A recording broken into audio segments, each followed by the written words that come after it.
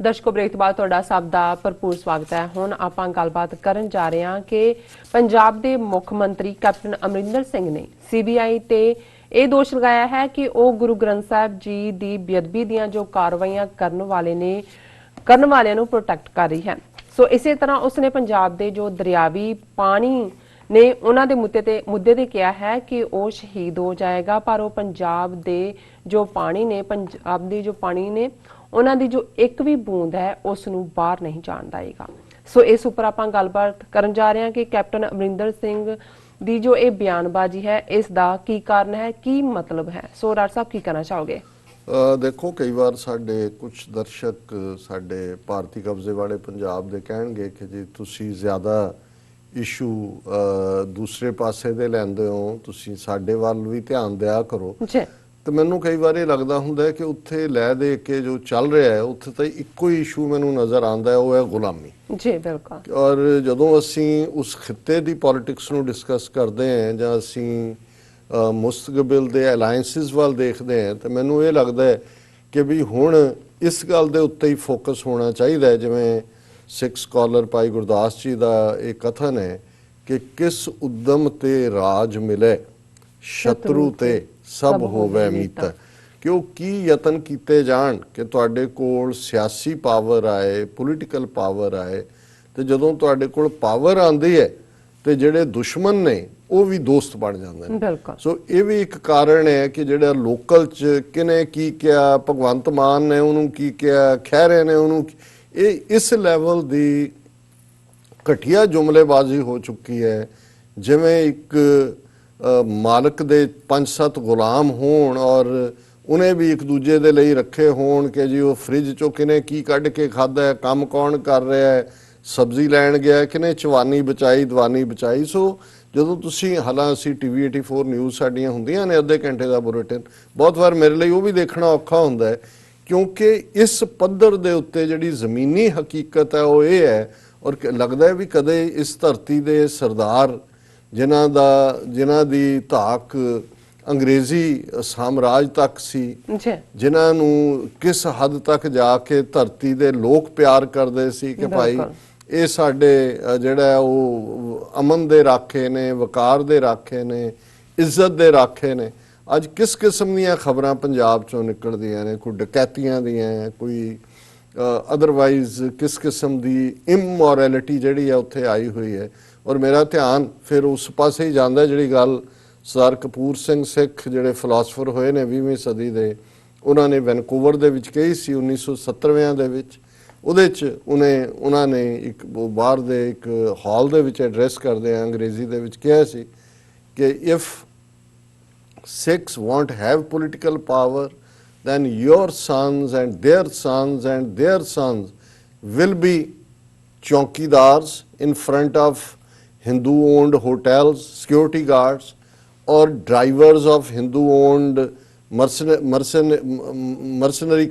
Mercedes cars, or wayside robbers.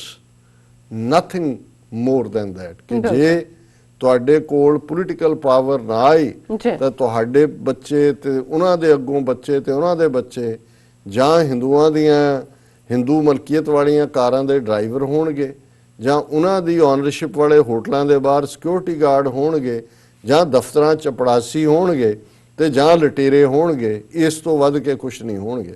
ਸੋ ਅੱਜ ਜਿਹੜੀਆਂ ਉੱਥੋਂ ਖਬਰਾਂ ਨੇ ਇਹੀ ਕੁਛ ਪੁਆਇੰਟ ਆਊਟ ਕਰਦੀਆਂ ਕਿ ਅਸੀਂ ਉਸ ਹੱਦ ਤੱਕ ਪਹੁੰਚ ਗਏ। ਔਰ ਜਿਹੜੇ ਉੱਪਰ ਇਹਨਾਂ ਨੇ ਇਹ ਜਿਨ੍ਹਾਂ ਨੂੰ ਜਮੂਰੇ ਕਹੀਏ ਦਿੱਲੀ ਹਕੂਮਤ ਦੇ, ਉਹ ਅਮਰਿੰਦਰ ਹੋਏ, ਉਹ ਬਾਦਲ ਕੇ ਹੋਣ, ਉਹ ਕਿਵੇਂ ਦੀਆਂ ਜਿਹੜੀਆਂ ਨੇ ਉਹ ਖੇਖਣਬਾਜ਼ੀਆਂ ਕਰਦੇ ਨੇ ਜੇ ਪੰਜਾਬੀ ਦਾ ਲਫ਼ਜ਼ ਕਹਿਣਾ ਹੋਵੇ। ਹੁਣ 2015 ਦੇ ਵਿੱਚ ਗੁਰੂ ਗ੍ਰੰਥ ਸਾਹਿਬ ਦੀ ਬੇਅਦਬੀ ਦੀਆਂ ਸੈਂਕੜਿਆਂ ਘਟਨਾਵਾਂ ਹੋਈਆਂ।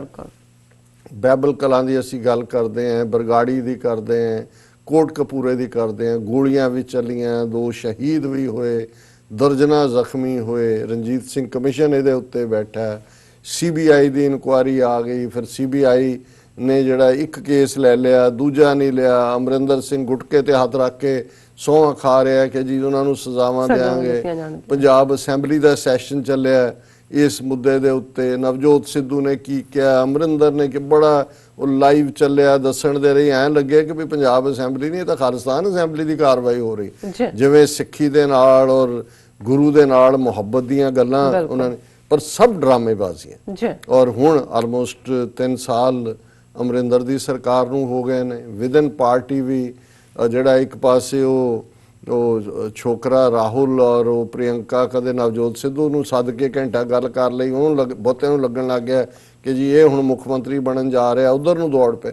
ਯਾਨੀ ਕਿ ਇਸ ਹੱਦ ਤੱਕ ਉਸ ਥਾਂ ਦੇ ਉੱਤੇ ਜਦੋਂ ਅਸੀਂ ਦੇਖਦੇ ਹਾਂ ਕਿ ਵੀ, ਔਰ ਉਸ ਸਾਰੇ ਉਹ ਵੀ ਸਮਝਣ ਲੱਗ ਗਿਆ ਵੀ ਮੈਂ ਮੁੱਖ ਮੰਤਰੀ ਹਾਂ। ਵਿਦਨ ਜੇ ਕੇਜਰੀਵਾਲ ਦਿੱਲੀ ਵਿਧਾਨ ਸਭਾ ਚੋਣਾਂ ਜਿੱਤਿਆ ਤੇ ਪੰਜਾਬ ਦੇ ਵਿੱਚ ਭਗਵੰਤ ਮਾਨ ਨੇ ਨਵੀਂ ਅਚਕਨ ਸਵਾ ਲਈ ਕਿ ਮੈਂ ਹੁਣ ਮੇਰਾ ਪੰਜਾਬ ਦੇ ਵਿੱਚ ਵੀ ਆਮ ਆਦਮੀ ਪਾਰਟੀ ਆਣੀ ਆ, ਉਹ ਦਾ ਲੱਗਣਾ, ਮੈਂ ਮੁੱਖ ਮੰਤਰੀ ਬਣਨਾ। ਉਧਰ ਵੀ ਜਿਹੜੇ ਮੌਕਾ ਪ੍ਰਸ ਦੇਖਦੇ ਸੀ ਉਹ ਹੋਣ ਲੱਗ ਗਿਆ ਜੀ ਉਹ ਜੁਆਇਨ ਕਰੇਗਾ, ਇੱਥੇ ਸਰਕਾਰ ਬਣੇਗੀ। ਫਿਰ ਚਲੋ ਇੱਕ ਗੱਲ ਚੰਗੀ ਹੋਈ ਵੀ ਆ ਦਿੱਲੀ ਦੰਗਿਆਂ ਦੇ ਵੇਲੇ ਅਰਵਿੰਦ ਕੇਜਰੀਵਾਲ ਔਰ ਇਹ ਹਨੂਮਾਨ ਚਾਲੀਸਾ ਪੜ੍ਹਨ ਵਾਲਾ ਕਿਵੇਂ ਉਹਨੇ ਲੈਟ ਡਾਊਨ ਕੀਤਾ, ਬਾਹਰ ਹੀ ਕੋਈ ਨਹੀਂ ਨਿਕਲਿਆ ਔਰ ਦਿੱਲੀ ਪੁਲਿਸ ਦੀਆਂ ਤਾਰੀਫਾਂ ਕਰੀ ਜਾਂਦਾ।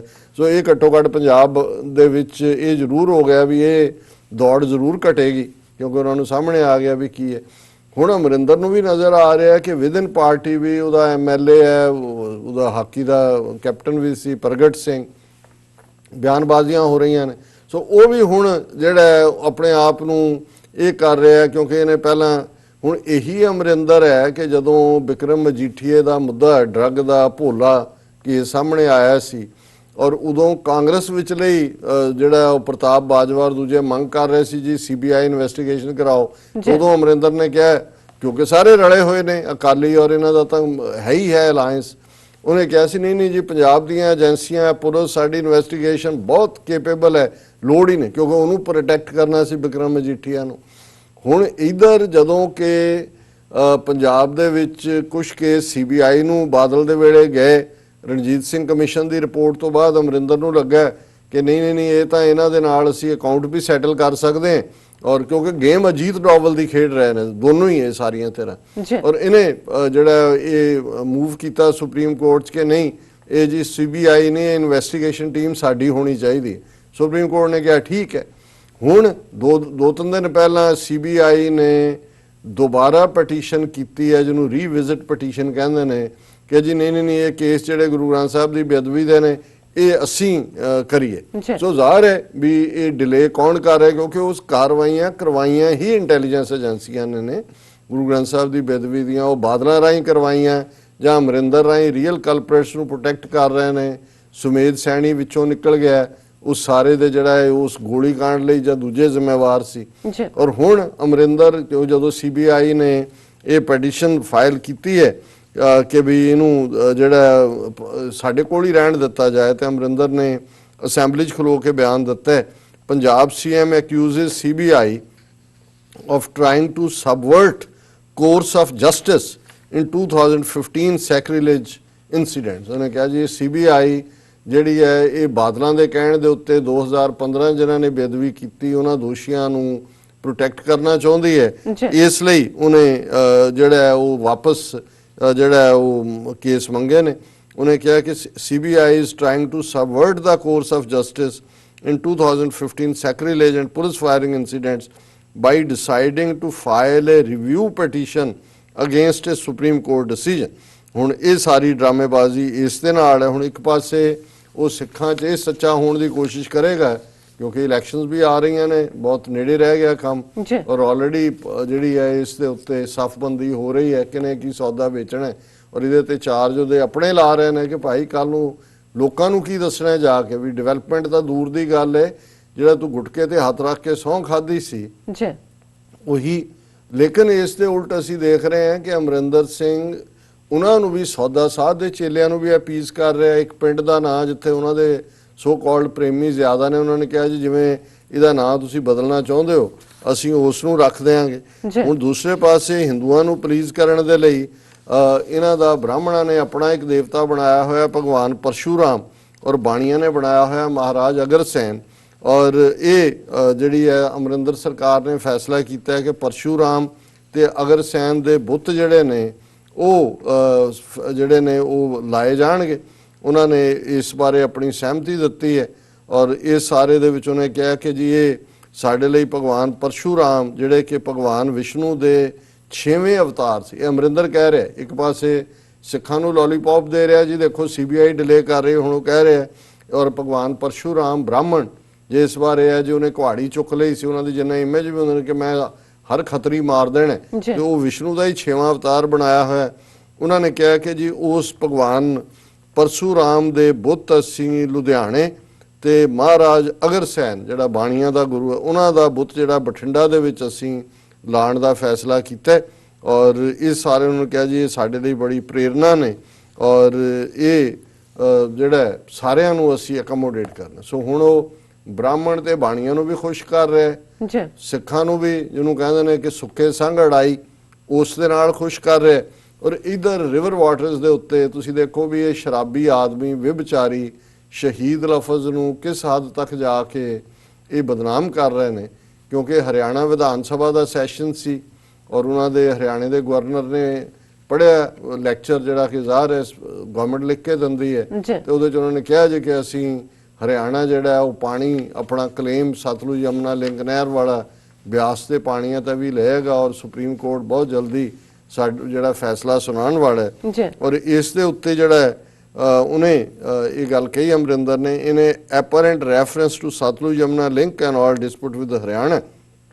Punjab Chief Minister Amrinder Singh on Wednesday said his state will not share river water even if we have to sacrifice our lives, ਕਿ ਵੀ ਭਾਵੇਂ ਸਾਨੂੰ ਆਪਣੀਆਂ ਜ਼ਿੰਦਗੀਆਂ ਕੁਰਬਾਨ ਕਰਨੀਆਂ ਪੈ ਜਾਣ, ਆਲਰੇਡੀ ਤੁਹਾਡਾ ਪਾਣੀ ਜਾ ਰਿਹਾ, ਤੁਸੀਂ 60 ਸਾਲ ਦਾ ਕਲੇਮ ਜਿਹੜਾ ਤੁਸੀਂ ਕਹਿੰਦੇ ਸੀ ਜੀ ਅਸੀਂ ਰਾਜਸਥਾਨ ਔਰ ਹਰਿਆਣੇ ਨੂੰ ਦਿੱਤਾ ਹੈ, ਕਿੰਨੇ ਬਿਲੀਅਨ ਟ੍ਰਿਲੀਅਨ ਡਾਲਰ ਬਣ ਜਾਂਦਾ ਹੈ, ਉਹ ਪੈਸਾ ਅਸੀਂ ਲਵਾਂਗੇ, ਉਹ ਤਾਂ ਮੰਗ ਹੀ ਮੁੱਕ ਗਏ। ਹੋਰ ਜ਼ੁਬਾਨੀ ਕਲਾਮੀ ਕਹਿਣਾ ਹੈ ਕਿ ਵੀ ਅਸੀਂ ਤਾਂ ਜਿਹੜਾ ਮੈਂ ਸ਼ਹੀਦੀ ਪਾਉਣ ਨੂੰ ਤਿਆਰ ਹਾਂ, ਔਰ ਉਹਦੇ 'ਚ ਉਹਨੇ ਕਿਹਾ ਕਿ ਜੀ ਭਾਵੇਂ ਮੈਨੂੰ ਆਪਣੀ ਜਾਨ ਕੁਰਬਾਨ ਕਰਨੀ ਪਏ ਅਸੀਂ ਹਰਿਆਣੇ ਨੂੰ ਨਹੀਂ ਜਾਣ ਦਿਆਂਗੇ। ਔਰ ਇਹਦੇ ਜਵਾਬ 'ਚ ਉਹਨੇ ਲਾਈਟਰ ਵੇਨ 'ਚ ਹਰਿਆਣੇ ਦੇ ਖੱਟਰ ਨੇ ਕਿਹਾ ਕਿ ਤੂੰ ਸ਼ਹੀਦ ਹੋਵੇਂਗਾ ਕਿ ਪਤਾ ਨਹੀਂ, ਪਰ ਅਸੀਂ ਜ਼ਰੂਰ ਜਿਹੜਾ ਆਪਣਾ ਪਾਣੀ ਸਾਨੂੰ ਮਿਲੇਗਾ।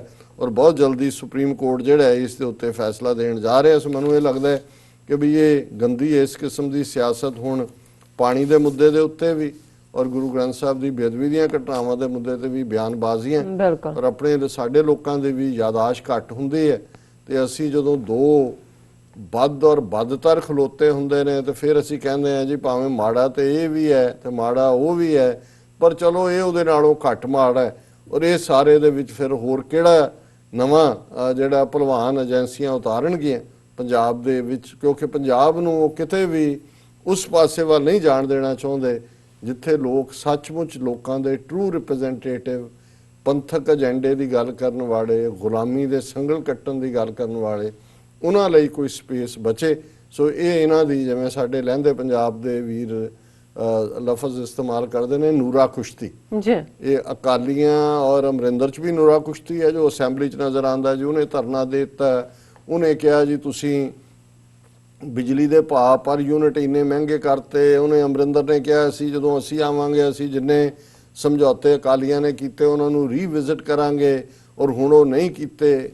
ਔਰ ਇਸ ਕਿਸਮ ਆਮ ਆਦਮੀ ਪਾਰਟੀ ਵਾਲੇ ਵੀ ਆਪਣਾ ਜਿਹੜਾ ਇਸ ਕਿਸਮ ਦਾ ਕੁਛ ਨਾ ਕੁਛ ਧਰਨੇ ਔਰ ਚੈਲੰਜਸ ਔਰ ਦੂਜੇ ਕਰਦੇ ਨੇ, ਪਰ ਲੈ ਦੇ ਕੇ ਅਲਟੀਮੇਟਲੀ ਉਹੀ ਆਮ ਆਦਮੀ ਪਾਰਟੀ ਜਿੱਥੇ ਕੇਜਰੀਵਾਲ ਉੱਥੇ ਡਰਾਮੇਬਾਜ਼ੀ ਕਰ ਰਿਹਾ, ਪੰਜਾਬ 'ਚੋਂ ਕਾਂਗਰਸ ਨੂੰ ਇਹ ਕਹਿ ਕੇ ਭੰਡ ਰਿਹਾ ਸੀ ਸਰਕਾਰ ਨੂੰ ਕਿ ਜੀ ਸ਼ਿਵਰਾਤਰੀ ਔਰ ਹਿੰਦੂਆਂ ਦੇ ਤਿਉਹਾਰ ਉਹਨਾਂ ਦੇ ਮੌਕੇ ਤੇ ਤੁਸੀਂ ਕਿਉਂ ਨਹੀਂ ਅਖਬਾਰਾਂ ਦੇ ਵਿੱਚ ਇਸ਼ਤਿਹਾਰ ਦਿੱਤੇ। ਔਰ ਇਹ ਸਾਰੇ ਹੀ ਜਿਹੜੇ ਨੇ ਉਹ ਹਿੰਦੂਤਵੀ ਏਜੰਡੇ ਵਾਲਿਆਂ ਨੂੰ ਖੁਸ਼ ਕਰਨ ਤੇ ਲੱਗੇ ਹੋਏ ਨੇ, ਤੇ ਇਹ ਉਹਨਾਂ ਦੀ ਖੇਡ ਹੀ ਖੇਡ ਰਹੇ ਨੇ। ਇਸ ਬਾਰੇ ਕੋਈ ਸ਼ੱਕ ਸ਼ੁਬਾ ਨਹੀਂ ਜੀ। ਡਾਕਟਰ ਸਾਹਿਬ ਤੁਹਾਡਾ ਬਹੁਤ ਬਹੁਤ ਸ਼ੁਕਰੀਆ। ਇੱਥੇ ਲੈਣੇ ਆਪਣੇ ਬ੍ਰੇਕ ਤੋਂ ਪਹਿਲਾਂ ਆਪਣੇ ਦਰਸ਼ਕਾਂ ਤੇ ਸਰੋਤਿਆਂ ਨੂੰ ਅਪੀਲ ਤੇ ਬੇਨਤੀ ਕਰਦੀ ਹਾਂ ਵਿਊਅਰਸ ਦਾ, ਜਿਸ ਤਰ੍ਹਾਂ ਕਿ ਤੁਸੀਂ ਜਾਣਦੇ ਹੋ ਕਿ TV 84 ਇੱਕ ਪੰਥਕ ਚੈਨਲ ਹੈ। TV 84 ਸਿੱਖਾਂ, ਕਸ਼ਮੀਰੀਆਂ ਤੇ ਭਾਰਤ ਦੀਆਂ ਨਾਰਥ ਈਸਟ ਸਟੇਟਾਂ ਦੇ ਲੋਕਾਂ ਦੇ ਸਵੈ ਨਿਰਣੇ ਦੇ ਹੱਕਾਂ ਦਾ ਹਾਮੀ ਹੈ। ਅਸੀਂ ਚਾਹਾਂਗੇ ਕਿ ਤੁਸੀਂ TV 84 ਦੀ ਚੜ੍ਹਦੀ ਕਲਾ ਲਈ ਵੱਧ ਤੋਂ ਵੱਧ ਡੋਨੇਟ ਕਰੋ। ਡੋਨੇਟ ਕਰਨ ਲਈ ਸਾਡੀ ਵੈਬਸਾਈਟ TV84.tv ਤੇ ਜਾ ਕੇ ਪੇਪਲ ਦੀ ਵਰਤੋਂ ਕਰਕੇ ਵਨ ਟਾਈਮ ਡੋਨੇਟ ਕਰ ਸਕਦੇ ਹੋ, ਮੰਥਲੀ ਡੋਨੇਟ ਵੀ ਕਰ ਸਕਦੇ ਹੋ। ਤੁਸੀਂ TV 84 ਦੇ ਨਾਮ ਤੇ ਚੈੱਕ ਬਣਾ ਕੇ ਸਾਨੂੰ ਮੇਲ ਵੀ ਕਰ ਸਕਦੇ ਹੋ ਸਾਡੇ ਇਸ ਪਤੇ ਤੇ 36-01 37th Avenue, Long Island city, New York 11101 USA, ਜਾਂ ਫਿਰ ਤੁਸੀਂ ਸਾਨੂੰ ਫੋਨ ਰਾਹੀਂ ਵੀ ਸੰਪਰਕ ਕਰ ਸਕਦੇ ਹੋ ਸਾਡੇ ਫੋਨ ਨੰਬਰ ਤੇ 5164060694। Thank you so much viewers, ਤੁਸੀਂ ਸਾਡੇ ਨਾਲ ਇਸੇ ਤਰ੍ਹਾਂ ਹੀ ਬਨੇ ਰਹਿਣਾ। ਮਿਲਦੇ ਹਾਂ ਆਫਟਰ ਦਿਸ ਸ਼ਾਰਟ ਬ੍ਰੇਕ।